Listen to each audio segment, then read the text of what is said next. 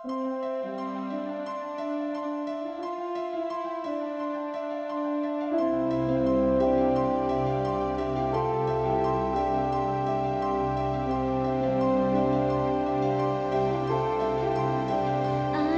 na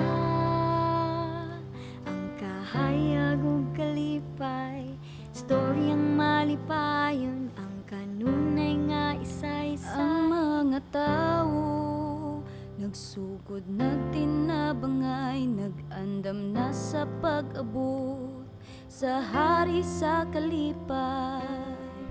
Hiusa ta sa tungtumong, walay mahabiling subo. Atong gugma, ipatigbabaw, bisan asa tadalhon sa panahon. Mag-uban ta, sa ulugon ta, ang Pasko sugaton ta. Ang bata nga Ginoo, ang tanan, nagkahiusa sa paglaom. Pasko sa sitio, Pasko sa suko. Tawagan na silang ate ug kuya, kay ato silang kasigong na maghigala ay Ang katilingban, palambuon sa kanunay, ang tinga ng kalikupan, agnihon ang tanan. Hiusa ta sa tungtumong, walay mahabiling subo.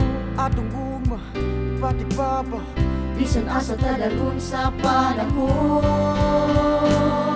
Mag-uban ta, sa ulugon ta, ang Pasko sugaton ta. Ang bata nga Ginoo, ang tanan, nagkahiusa sa paglaom. Pasko sa sitio, Pasko sa suko. kapila na ta nga gisukod ug gisulay. kalimtan tang kasakit ug awa. Mas magtinabangay ug magpasayloay, atong sugaton ang hayag nga kaugmaon Alang sa tanan. Mag-uban ta, Sa ulugon ta, ang Pasko sugaton ta. Ang bata nga Ginoo, ang tanan, nagkahiusa sa paglaom. Pasko sa sitio, Pasko sa suko. Mag-uban Sa ta, ulugon ta, ang Pasko sugaton ta. Ang bata nga Ginoo, ang tanan, nagkahiusa sa paglaom.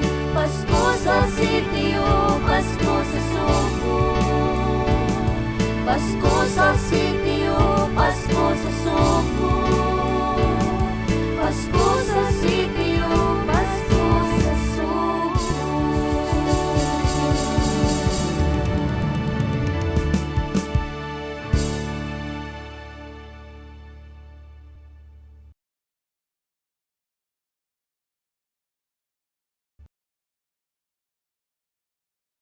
Mag-uban ta, sa ulugon ta, ang Pasko sugaton ta.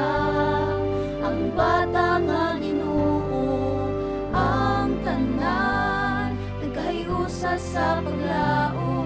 Pasko sa sitio, Pasko sa suko.